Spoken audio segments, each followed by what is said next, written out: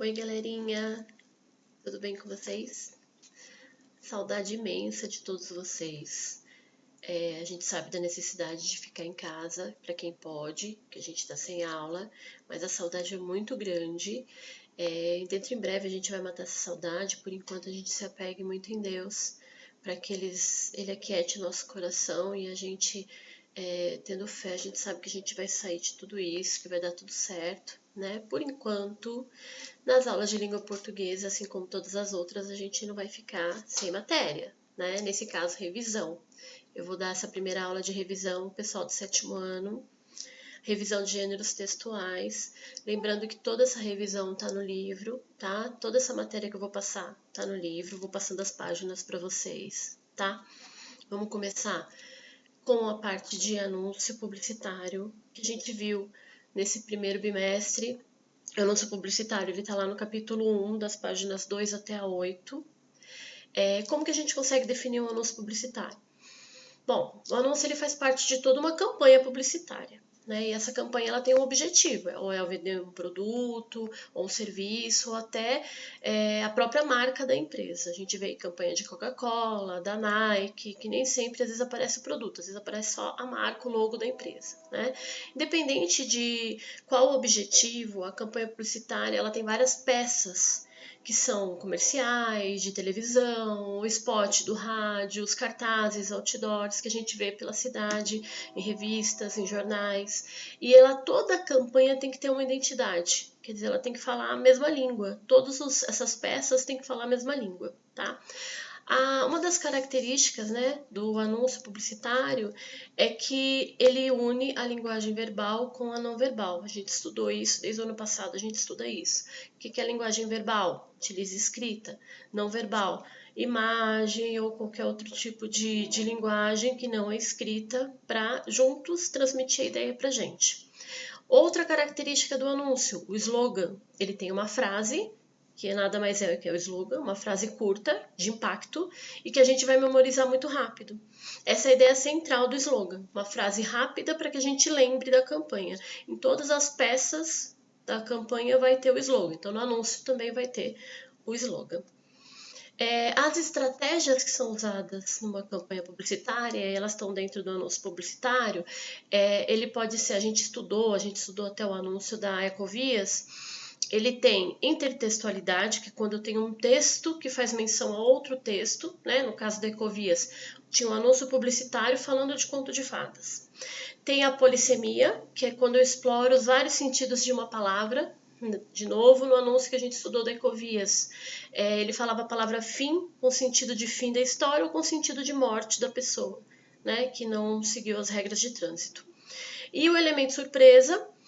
Todo anúncio publicitário quase vai ter um elemento surpresa, uma característica dele, que ele quebra a expectativa, aquilo que a gente está esperando, né? No caso do anúncio que a gente estudou, a gente esperava um final feliz, porque era conto de fadas, mas não era feliz, né? Vocês lembram. E a tipologia injuntiva, que é uma característica desse tipo de texto, que é quando ele tenta fazer com que a gente faça alguma coisa, a gente siga alguma ideia deles. E eles usam muito o verbo no imperativo, tá? Próximo gênero textual que a gente estudou, texto de divulgação científica. Ele está no capítulo 2, das páginas 28 até a 33.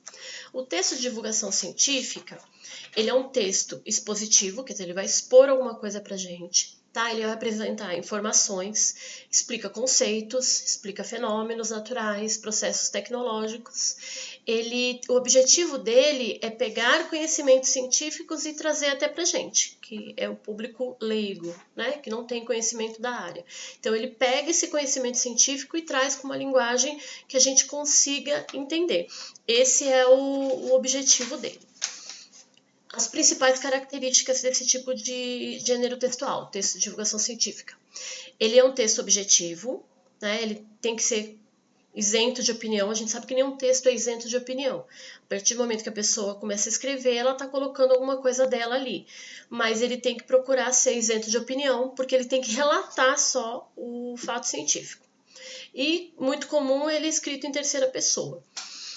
O escritor desse gênero, que é quase sempre um jornalista, ele faz um papel de mediador, quer dizer, ele vai entender o que está acontecendo no texto científico e vai trazer para a gente de uma forma que seja mais acessível, facilitando a nossa compreensão. E é muito comum elementos como definição e exemplificação. Porque se eu não conheço um termo científico, eu tenho que ter a definição dele dentro desse texto de divulgação científica, senão eu vou ficar boiando no que está acontecendo ali. E tem exemplos também que fazem com que eu me sinta ali dentro daquele universo, né? Quando eu trago para a vida da pessoa, quando eu trago com exemplos, ela entende melhor aquilo que ele quer passar para a gente. E por último, esse foi o último gênero textual que a gente estudou bem no finalzinho agora, antes da gente pegar essa semana de folga, né, por assim dizer, foi a parte do resumo. Ele está no capítulo 2, das páginas 39 até a 44. O resumo, resumo escolar, né, que é o que a gente está estudando, é uma estratégia de estudo, tá? Ele é um texto autônomo, quer dizer, um texto criado pelo próprio aluno, e ele consiste em eu pegar um texto base, e criar um outro texto resumindo esse texto base. Eu não posso colocar nenhuma informação ali que não seja que está dentro do texto original, tá? Eu uso muito paráfrase e sinonímia. Para que eu vou utilizar isso? A paráfrase, que é uma reescrita com as minhas palavras, e a sinonímia, que na verdade são sinônimos, para eu usar palavras semelhantes, né, com o mesmo significado, para não ficar uma coisa muito chata toda hora repetindo a mesma palavra. Outro ponto importante é a paragrafação, que é o seguir os parágrafos desse texto base, porque eu não vou mudar ele. Então, eu vou entrar em cada parágrafo e eu vou tentar seguir. Quando o parágrafo ficar muito pequeno, eu posso juntar 2, 3 parágrafos, mas eu tenho que seguir a ordem desses parágrafos. E o passo a passo para fazer um resumo. Primeiro, eu tenho que ler o texto, que é o texto base, o texto original, para eu ter uma compreensão global do que ele está falando. Segundo, eu tenho que reconhecer parágrafo a parágrafo qual a ideia principal dentro daquele parágrafo. Cada parágrafo tem uma ideia principal, tá? Isso é básico. Cada parágrafo que a gente vê no texto, ele tem uma ideia principal e algumas secundárias. Eu tenho que reconhecer a principal e as secundárias, porque eu vou precisar da principal. Eu vou relacionar aquela que vai compor o meu resumo, que são geralmente as principais. Eu não vou usar a ideia secundária no resumo, só se eu achar que ela é muito importante. Mas eu vou relacionar aquelas que são as principais. A gente até fez esse trabalhinho na sala, que a gente grifou nos exercícios as ideias principais de um texto. Eu vou parafrasear o texto base, quer dizer, eu vou pegar aquelas ideias que eu achei que são as principais, que eu quero pôr no meu resumo, e eu vou escrever com as minhas palavras, respeitando a ordem que elas aparecem. Eu não vou criar um outro texto, eu vou resumir o original, então eu vou respeitar essa ordem que ela está aparecendo. E eu não vou, em hipótese nenhuma, dar a minha opinião. Porque se eu dou minha opinião, eu fugi do resumo. Eu estou numa outra espécie de texto, que é uma resenha, é uma outra coisa. Eu não posso dar a minha opinião. Então, eu vou ler o texto, parágrafo a parágrafo, achar as ideias principais e as secundárias, relacionar o que eu quero colocar no meu resumo, escrever com as minhas próprias palavras, dentro da hierarquia do texto, e não omitir opinião. Tá? Esse é o passo a passo para criar um resumo, que foi até um trabalhinho que eu passei para vocês, e agora a gente vai ter como fazer, né? Vocês vão ter essa base para fazer. Eu vou passar pelo e-mail o trabalho de novo, vou passar as páginas, tem o texto lá no livro, e vocês vão fazer para mim para a composição da nota, tá? E como sugestão de atividades, eu estou colocando aí para vocês algumas sugestões que tem no livro de atividades, na parte de produção de texto, tá? Tem algumas coisas que falam, converse com seu colega, em dupla, procurem fazer pelo WhatsApp, tá? Que a gente tem aí a orientação do Ministério da Saúde de ficar em casa, então façam pelo WhatsApp, que eu sei que vocês conversam bastante, então não tem desculpa. Façam com o familiar, pega um familiar aí que está em casa, a mãe, o pai, o tio, alguém que o irmão, me ajuda aqui, vamos discutir sobre esse assunto? Então, eu tenho a proposta 2, os exercícios de 1 a 7 e de 9 a 15, lá na página 6 até a página 10. Proposta 5, os exercícios de 2 a 7, que é das páginas 19 a 22. E a proposta 6, os exercícios de 1 a 9, que estão lá nas páginas 24 a 27. Tá?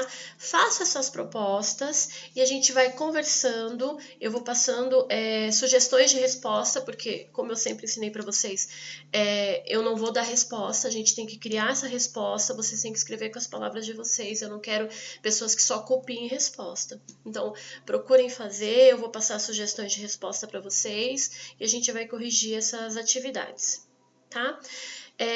Fora isso, espero que vocês tenham gostado. Se tiver dúvida, posta as dúvidas que eu vou responder todas com muito carinho. A gente vai conversando como se estivesse frente a frente, tá? Para matar essa saudade.